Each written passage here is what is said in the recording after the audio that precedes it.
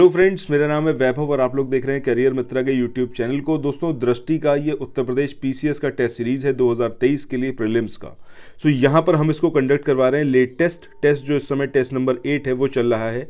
सो अगर आप इसको कवर अप करना चाहते हो तो चैनल से जुड़ जाइए और हर एक वीडियो को यहाँ पर कंप्लीट देखिए। विद एक्सप्लेनेशन चलेंगे, सिर्फ क्वेश्चन और उसका विकल्प नहीं बताएंगे और उसका आंसर नहीं बताएंगे। यहाँ पर पूरा एक्सप्लेनेशन के साथ में क्या कुछ आपको याद रखना है, क्या कुछ आप छोड़ सकते हैं, सारी चीज़ें यहाँ पर कवर अप करेंगे। तो आपको सिर्फ इतना करना है, सबसे पहले आप चैनल को सब्सक्राइब करें, नोटिफिकेशन बेल के आइकन को प्रेस करें, टेलीग्राम ग्रुप को ज़रूर ज्वाइन करें, डिस्क्रिप्शन बॉक्स में लिंक दिया हुआ है।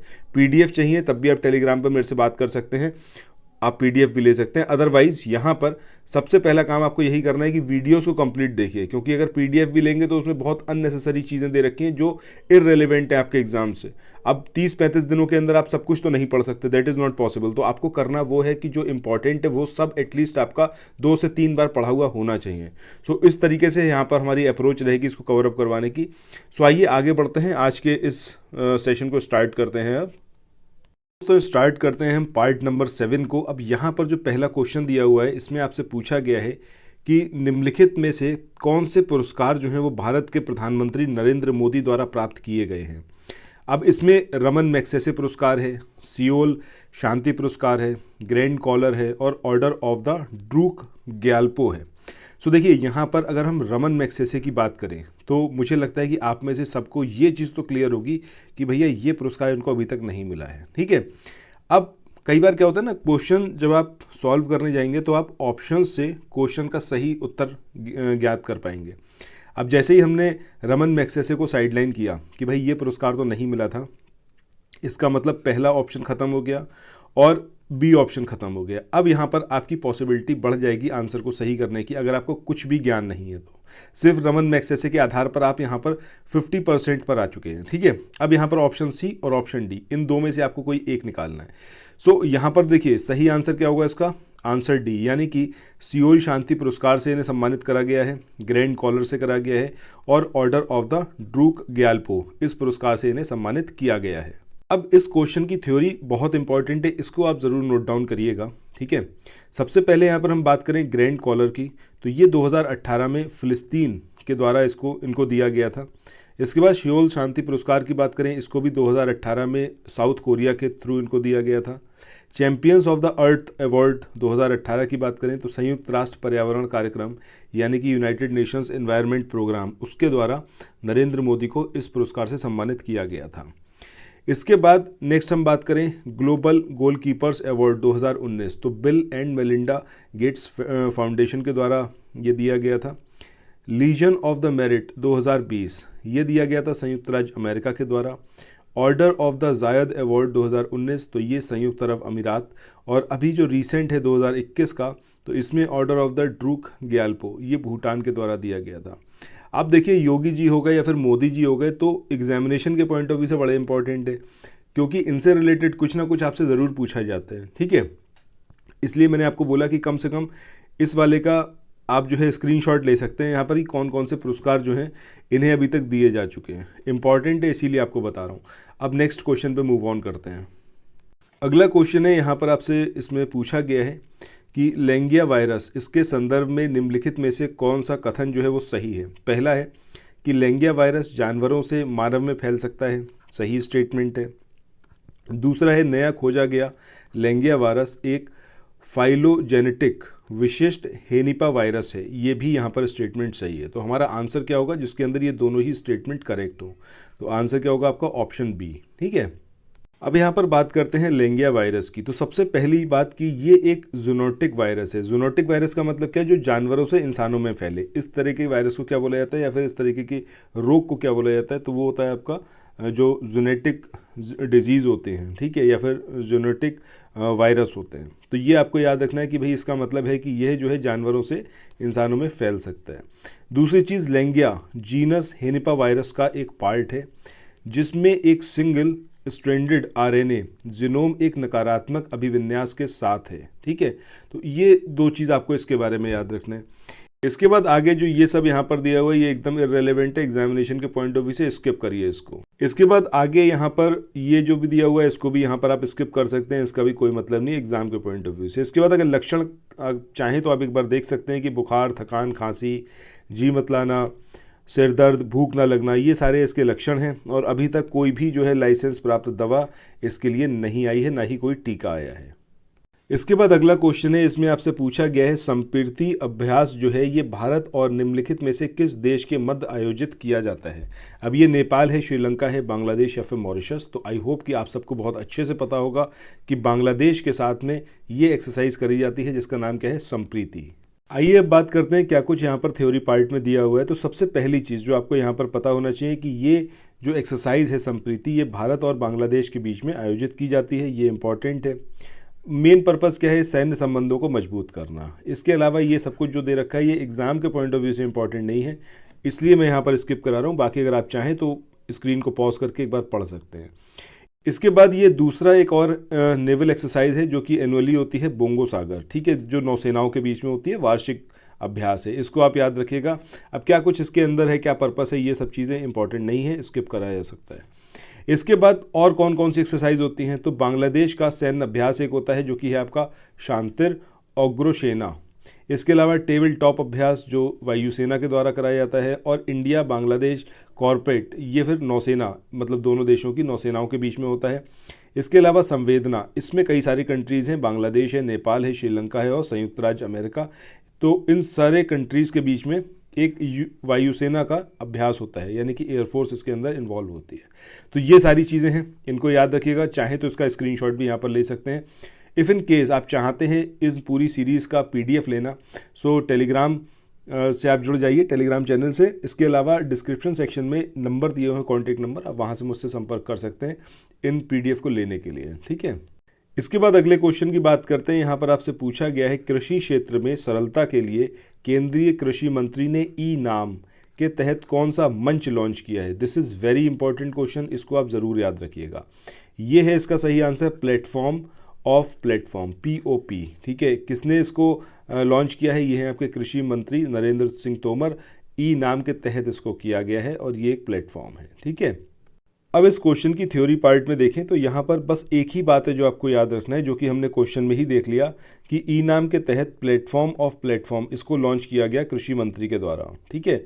अब इसमें बाकी थ्योरी भी एक बार देख लीजिए। इसमें जो यहाँ पर दिया हुआ है कि ई नाम जो है ये सेवा प्रदाताओं के प्लेटफॉर्म को प्लेटफॉर्म ऑफ प्लेटफॉर्म्स के रूप में एकीकृत करता है, यानी कि जितने भी अदर प्लेटफॉर्म्स हैं उन सबको इंटीग्रेट करने का काम करता है ये POP, बस इसके अलावा और कोई चीज़ नहीं है। अब जैसे यहाँ पर ये सब दिया हुआ है ना कि समग्र सेवा प्रदाता, रसद सेवा प्रदाता, सूचना प्रसार पोर्टल और अन्य प्लेटफॉर्म, तो यहाँ से कोई भी क्वेश्चन नहीं बनने वाला, एग्जामिनेशन में कुछ भी नहीं आएगा। सिर्फ आपको इतना ही याद रखना है कि ये जो है प्लेटफॉर्म ऑफ प्लेटफॉर्म्स है, बस। चलिए नेक्स्ट क्वेश्चन पे मूव ऑन करते हैं अब।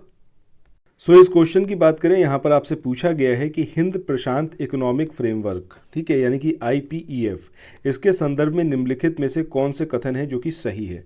पहला यहाँ पर स्टेटमेंट है कि यह संयुक्त राज्य अमेरिका द्वारा शुरू की गई एक पहल है। दूसरा, यह टैरिफ या बाजार अभिगम पर केंद्रित है, ठीक है। सो अब इस वाले क्वेश्चन को इंग्लिश में भी एक बार देख लीजिए, क्योंकि कई बार ये वाले क्वेश्चन जो होते हैं इकोनॉमी से रिलेटेड हिंदी में समझ में नहीं आते हैं, ठीक है, क्योंकि इसमें जैसे अभिगम एक वर्ड आया, ठीक है, तो यहाँ पर देख लेते हैं इसको। With reference to the Indo Pacific economic framework which of the following statement is और आर करेक्ट। फर्स्ट है it is initiated by the United States of America. Second one, it focuses on negotiating tariffs or market access. So आपको बताना है which one is correct. तो यहाँ पर देखिए पहला स्टेटमेंट तो सही है, दूसरा स्टेटमेंट यहाँ पर गलत है, क्योंकि IPEF जो है वो टैरिफ पर बात नहीं करता है या फिर मार्केट एक्सेस पर कोई बात यहाँ पर नहीं होती है। आइए अब इसका थ्योरी पार्ट देख लेते हैं, क्या कुछ इंपॉर्टेंट है जो आपको पढ़ना है यहाँ पर। तो हिंद प्रशांत आर्थिक ढांचा यानी कि इंडो पैसिफिक इकोनॉमिक फ्रेमवर्क की बात कर रहे हैं, इसको अमेरिका के द्वारा इनिशिएट किया गया है। पर्पस इसका क्या है कि हिंद प्रशांत क्षेत्र में लचीलापन, स्थिरता, समावेशिता, आर्थिक विकास, निष्पक्षता और प्रतिस्पर्धात्मकता बढ़ाने के लिए मतलब भाग लेने वाले जो देश हैं इनके मध्य एक आर्थिक साझेदारी को मजबूत किया जाए, इस पर्पस से इसको स्टार्ट किया गया है। किसके द्वारा? यूनाइटेड स्टेट्स ऑफ अमेरिका या फिर सिंपली अमेरिका। सो IPEF को 12 देशों के प्रारंभिक साझेदारों के साथ लॉन्च किया गया है। टोटल इसके अंदर साझेदार कितने हैं? 12। ठीक है, ये आपको यहाँ पर याद रखना है। इसके अलावा जो सामूहिक रूप से विश्व सकल घरेलू उत्पाद में तकरीबन 40% की हिस्सेदारी रखते हैं, ऐसे 12 देश जो हैं इसके अंदर शामिल हैं और इनकी टोटल हिस्सेदारी जो वर्ल्ड GDP है उसमें कितनी है? तकरीबन 40%। तो यहाँ पर ये नंबर ऑफ कंट्रीज़ आपको याद रखना है कि कितनी कंट्रीज़ IPEF में शामिल हैं, तो 12, और टोटल कितना परसेंट ग्लोबल इकोनॉमी का ये ऑक्यूपाई करते हैं, तो दैट इज़ 40%। इसके बाद आगे इसमें बात करें तो यह हिंद प्रशांत क्षेत्र को वैश्विक आर्थिक विकास का इंजन बनाने की सामूहिक इच्छा की घोषणा है। हिंद प्रशांत क्षेत्र में विश्व की आधी आबादी और वैश्विक GDP का 60% से अधिक हिस्सा शामिल है। इसके बाद आगे इसमें देखें, पारंपरिक व्यापार समूहों के विपरीत IPEF टैरिफ या बाजार पहुंच पर वार्तालाप नहीं करेगा। ये इंपॉर्टेंट है, इस वाले फैक्ट को याद रखिएगा। इसके स्थान पर 4 क्षेत्रों में साझेदार देशों को एकीकृत करने पर ध्यान केंद्रित रहेगा। अब वो क्या है? आपका व्यापार, आपूर्ति और श्रृंखला, इसके अलावा स्वच्छ ऊर्जा, डिकार्बोनाइजेशन और आधारभूत संरचना, कराधान और भ्रष्टाचार विरोधी पहल। तो ये 4 एरिया होंगे जहाँ पर पूरा फोकस रखा जाएगा, ना कि जो टैरिफ और बाजार पहुंच है इस पर। ठीक है, चलिए नेक्स्ट क्वेश्चन पे मूव ऑन करते हैं। इसके बाद नेक्स्ट क्वेश्चन है, इसमें आपसे पूछा गया है कि ओजोन क्षयकारी गैस सूचकांक ये जारी किया गया है विश्व मौसम विज्ञान संगठन द्वारा, राष्ट्रीय महासागरीय और वायुमंडलीय प्रशासन द्वारा, या फिर जलवायु परिवर्तन पर अंतर सरकारी पैनल द्वारा, या फिर ये संयुक्त राष्ट्र पर्यावरण कार्यक्रम के द्वारा इसको लॉन्च किया गया। तो सही आंसर क्या आएगा यहाँ पर? ऑप्शन बी, यानी कि राष्ट्रीय महासागरीय और वायुमंडलीय प्रशासन के द्वारा। इस क्वेश्चन को एक बार इंग्लिश में देखना भी ज़रूरी है। ठीक है, इसको देख लेते हैं यहाँ पर। Ozone depleting gas index is released by World Meteorological Organization, National Oceanic and Atmospheric Administration, Inter Governmental Panel on Climate Change और United Nations Environmental Programme. So which one is released this index? तो ये है आपका option B, यानी कि National Oceanic and Atmospheric administration.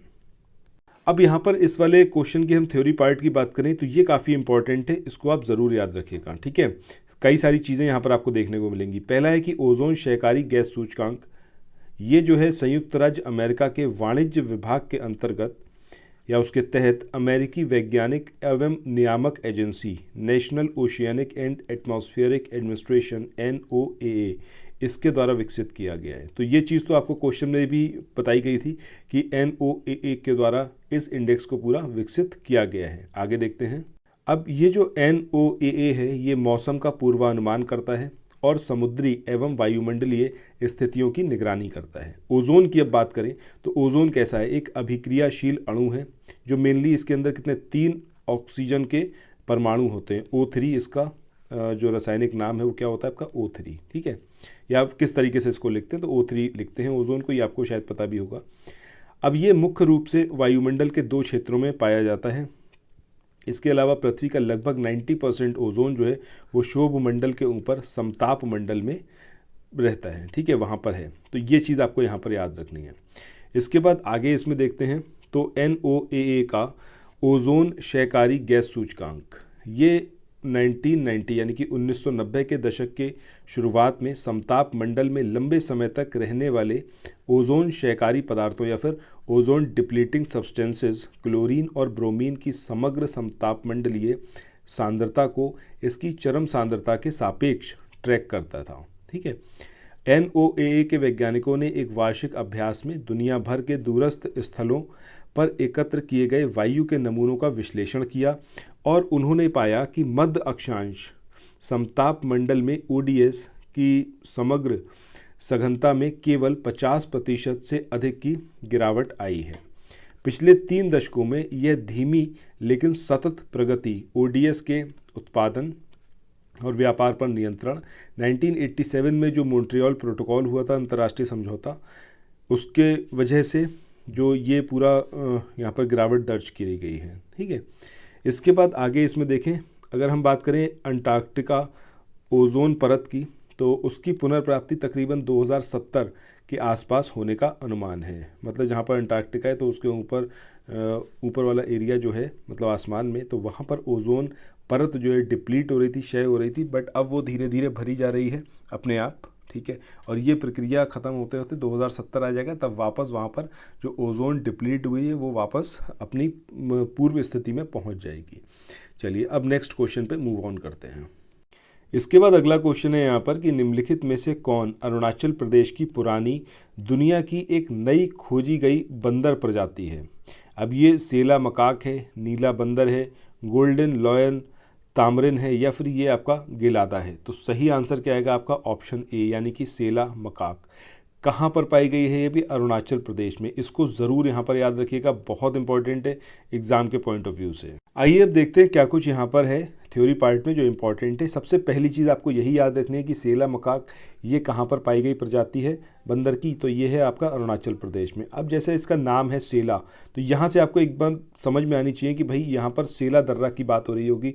अगर आप अरुणाचल ना भी जानते हो और सपोज़ आपने नहीं भी इस क्वेश्चन को देखा है, कई सारे ऐसे क्वेश्चंस होंगे जो आपसे छूट गए होंगे एग्जामिनेशन में, आप नहीं उसको पहले से पढ़े होंगे, तो ऐसे क्वेश्चंस को आप किस तरीके से सॉल्व करें। तो ऑप्शंस और क्वेश्चन को ध्यान से देखिए। कई बार होगा कि क्वेश्चन आपको खुद बताएगा कि भाई कौन सा ऑप्शन सही हो सकता है। तो जैसे यहाँ पर सेला है, तो सेला से आपको एक बात समझ में आएगी, भाई सेला दर्रा के बारे में बात हो रही होगी, कुछ तो यहाँ पर रिलेशन हो सकता है। ऐसे कंडीशन में कई बार होता है कि आपकी जो गैस होगा वो गैस वर्क सही काम करता है। ब्लाइंडली कभी भी आपको तुक्का नहीं मारना है, आपको चीज़ों को थोड़ा सा एनालाइज करना ज़रूर है। तो जैसे ही आप सेला दर्रा की बात करेंगे आपको तुरंत समझ में आएगा भाई अरुणाचल प्रदेश की बात हो रही है। तो ये जो बंदर है ये कहाँ पर मिला होगा भाई, अरुणाचल प्रदेश में। तो इस तरीके से आप इसको यहाँ से रेक्टिफाई कर सकते हैं। अब बाकी यहाँ पर जो थ्योरी पार्ट दिया हुआ है, आई डोंट थिंक कि कुछ भी खास इंपॉर्टेंट है। आप चाहें तो स्क्रीन पॉज करके एक बार इसको रीड आउट कर सकते हैं, अदरवाइज इसको स्किप कर दीजिए, क्योंकि जितना डिटेलिंग यहाँ पर दिया हुआ है ये एक तो इररिलेवेंट है और एग्जामिनेशन के पॉइंट ऑफ व्यू से तो बिल्कुल भी नहीं है, ठीक है। यहाँ पर बस एक चीज़ आप यहाँ पर देख सकते हैं कि सेला मकाक की पूंछ तिब्बती मकाक, असमी मकाक, अरुणाचल मकाक और वाइट चिक्ड मकाक इससे लंबी होती है, लेकिन बोनट मकाक और टोक मकाक से छोटी होती है। मतलब इसकी पूंछ की बात हो रही है, ठीक है।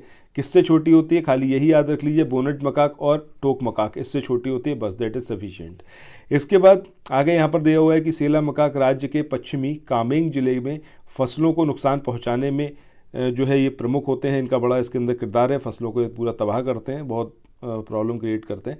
बट ये भी एग्ज़ाम के पॉइंट ऑफ व्यू से ये जानकारी मुझे नहीं लगता कोई ख़ास ज़रूरी है, ठीक है। चलिए नेक्स्ट क्वेश्चन पे चलते हैं अब। इसके बाद ये आप जो नेक्स्ट क्वेश्चन देख रहे हैं ये बहुत इंपॉर्टेंट है। इसमें आपसे पूछा गया है I2U2 ये जो शिखर सम्मेलन है इसका कौन कौन हिस्सा रहे, कौन कौन सी कंट्रीज। तो सही आंसर क्या आएगा आपका इंडिया, इजराइल, तो ये आपका I2 को रिप्रेजेंट करेगा।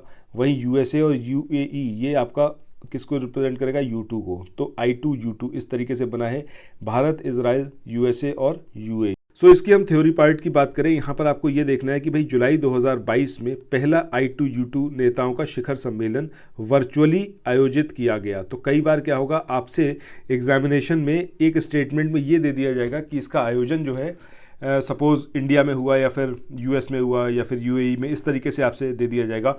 बट ये हुआ कहाँ पर है, वर्चुअली हुआ है, ठीक है। तो ये चीज़ आपको ज़रूर इसके बारे में याद रखनी चाहिए, काफ़ी इंपॉर्टेंट है ये, इसलिए मैं इस पर जोर दे रहा हूँ। अब I2U2 में भारत, इजराइल, संयुक्त अरब अमीरात और संयुक्त राज्य अमेरिका ये शामिल हैं और इसी को पश्चिम एशियाई क्वाड भी कहा जाता है। ये इंपॉर्टेंट पॉइंट्स हैं, इनको कहीं नोट डाउन करिए।